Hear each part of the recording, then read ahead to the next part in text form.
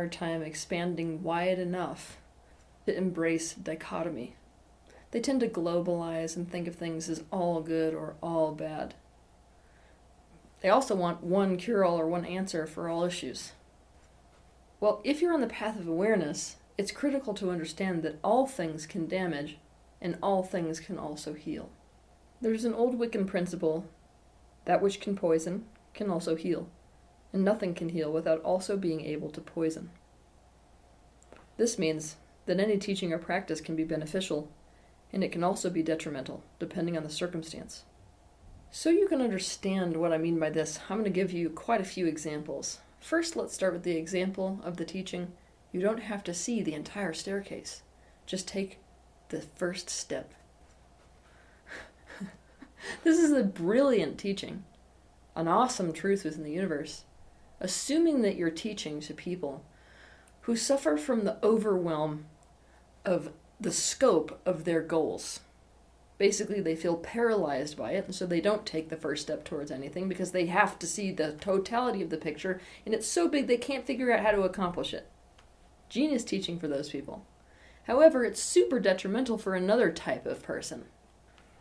There's a type of person who loves to follow the whims of their emotions no matter what. There's a type of person who actually feels overwhelmed by the concept of having to see the bigger picture.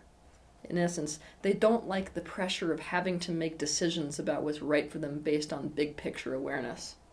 To put this another way, these are the types of people who tend to put one foot in front of the other and wander straight into sharky water.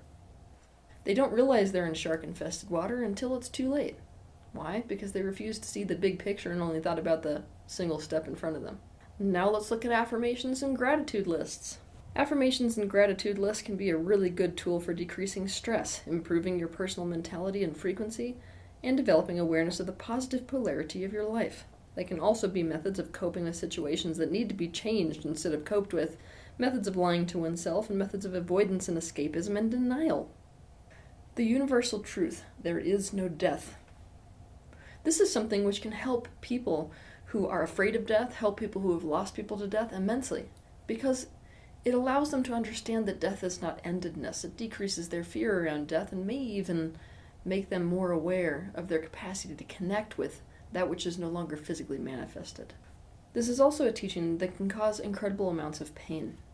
This teaching, for example, can get people completely stuck and unable to process through their own grief.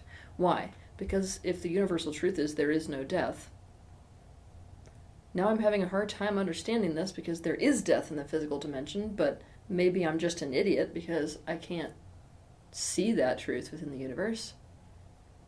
So basically, this teaching has the capacity to make it so that people make their feelings of grief so wrong they can't even go through them.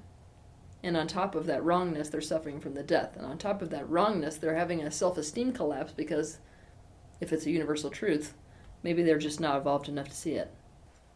Also, this particular teaching, being something which can decrease the fear in death, can cause somebody who's suicidal to have one more excuse to do it.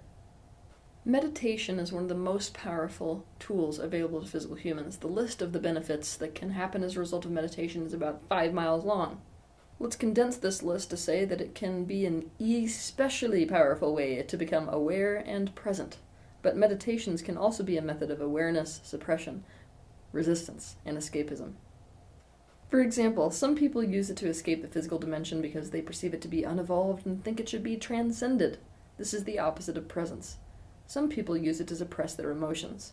Anytime they feel a strong negative emotion, instead of listening to it so as to become aware of the personal truth beneath it, they simply meditate it away. Some people use meditation as an addiction to avoid facing the wounds they have. The next example. One person may be ready in their path of spiritual growth and awareness to practice disidentification to the degree that they lose their identity and instead begin to actualize oneness. Obviously, you can see how this would benefit someone, right? But what if I told you that there's another type of person on the planet? This type of person grew up in a situation where they were enmeshed. They were never actually allowed to develop a strong core or even a sense of self. For this type of person, if they did the same spiritual practices as person number one that I just mentioned in this example, In fact, it would be detrimental for them. Essentially, this person number 2, would be better served, even spiritually, by developing a strong sense of self and a sense of personal core. Shadow work can be used as a tool of self-love. It can be used to accept, to acknowledge, to develop intimacy with, and to reintegrate the parts of you that you have suppressed, rejected, denied, and disowned. It can also be a tool of self-hate. If your reason for going into shadow work and finding these parts of yourself is so you can fix them because there's something wrong with them, then you've done nothing other than send yourself the message internally that you can't be loved as you are. That sounds like a self-loving message. Mind creates reality is a powerful teaching. It causes people not only to understand the power of their own mind, but also to feel a sense of empowerment towards a reality that most people feel powerless to. It can also be a fast track to causing pain, being ignorant and justifying denial.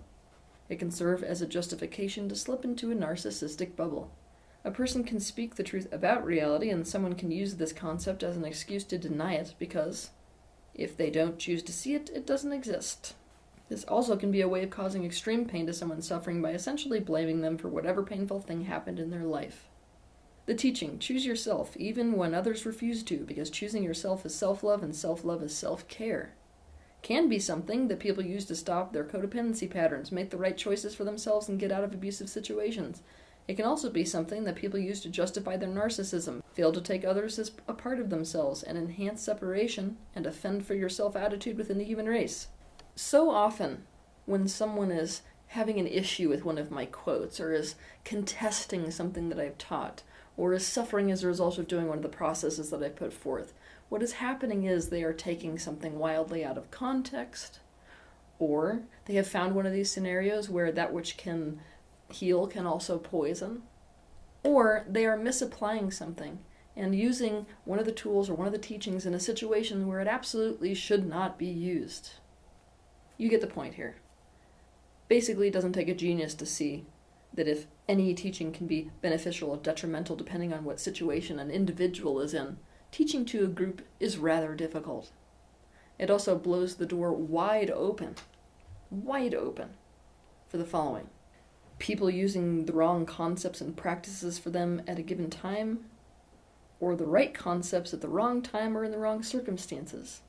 It can be compared to trying to nail something in with a screwdriver or trying to use an axe in a situation that requires tender, loving care. The level of awareness that you need to have to be able to objectively and clearly see what teaching or what practice is right in a given scenario is quite frankly beyond most people. The reason that follow your feelings isn't the very best of all, let's call it barometers, for whether something is right or wrong for you is that there's all kind of scenarios where you're going to feel good when something's not actually good for you. To understand more about this, watch my video titled, Why Follow Your Joy Doesn't Always Work. Also, some things that are very right for you don't feel great. For example, removing a thorn from your foot feels like crap in the short term. The safest thing you can do is to become aware that right and wrong are not unchanging commandments. Whether something is right or wrong changes or varies depending on the situation. It will be different from one situation to the next. Be aware of the potential healing or the potential poison of any concept, tool, teaching, or practice. And you can ask yourself a very powerful question relative to anything, any concept, any teaching, any tool, any practice. In what ways could this be beneficial? In what ways could this be detrimental? Have a good day.